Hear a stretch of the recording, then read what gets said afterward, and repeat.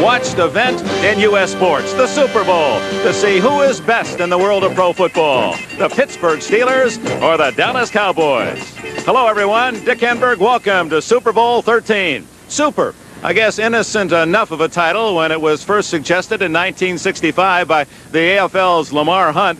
It was not readily accepted, as you'll recall, by pro football, but in its simplicity, it is properly stated. By dictionary, the definition super is defined as over and above, higher in quantity, quality, or degree. And whether you're talking about the $100,000 NFL party a couple of nights ago, or the excesses of millions of words written and spoken from the media, or Tom Henderson's mouth, the enormity of this sports happening is all of that. It has been super.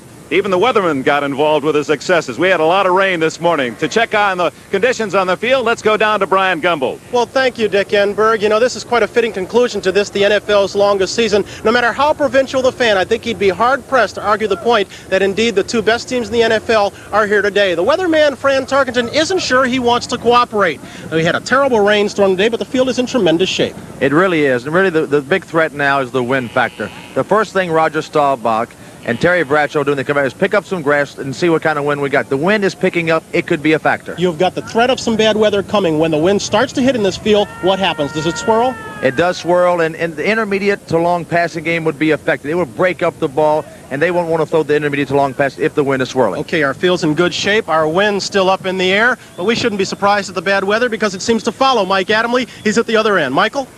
Well, Brian, hey, I'm like death and taxes. I suggest if you're from the Midwest and you have drought problems in the summer, give me a call because I can work wonders.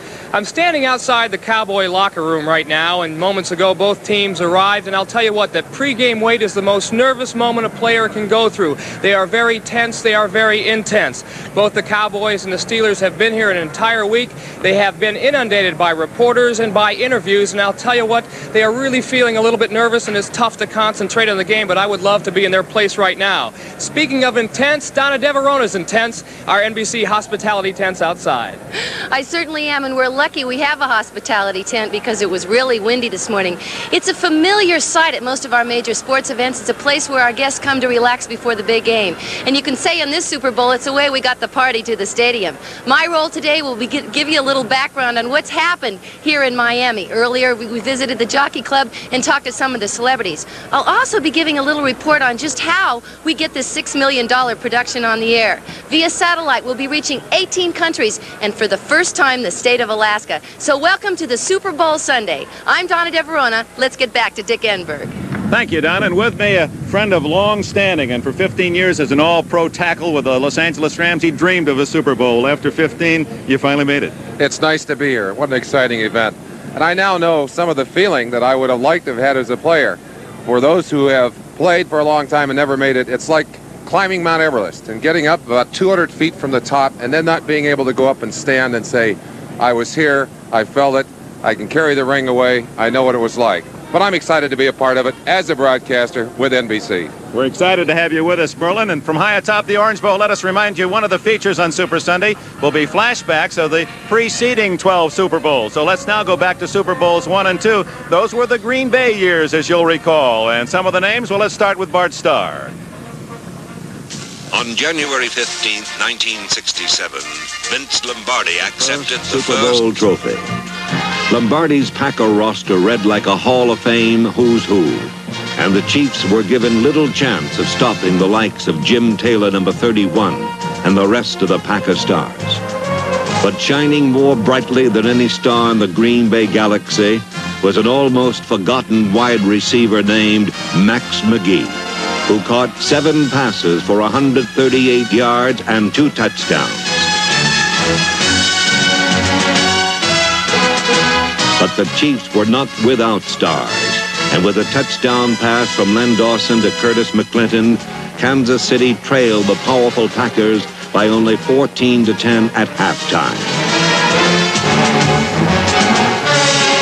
But in the second half, Robinson and Nitschke, Jordan and Davis, Adderley and Wood, number 24, shut out the Chiefs.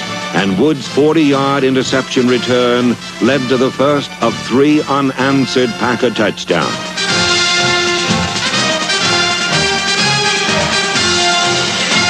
Wood's return broke Hank Stram's Chiefs. and set up the first of 2 Elijah Pitts touchdowns as the NFL beat the AFL in round 1 of the Super Series and brought Vince Lombardi the Super Bowl trophy, a trophy later to be named in his honor. The year was 1968, the date January 14th, as Vince Lombardi coached the Packers for the last time in Super Bowl II versus the Oakland Raiders.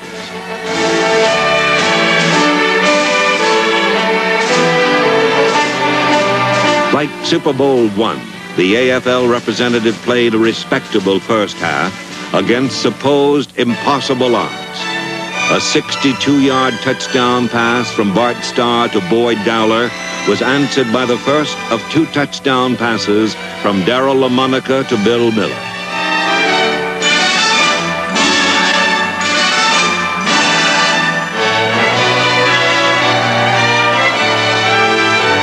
At halftime, the only thing separating the 2 teams were 3 Don Chandler field goals that gave Green Bay a 16-7 lead. But also, as in the first AFL-NFL confrontation, the Packers dominated the second half. Herb Adelaide's 60-yard interception return was Green Bay's final score as they crushed Oakland 33-14 and made Vince Lombardi's last game as Packer head coach a successful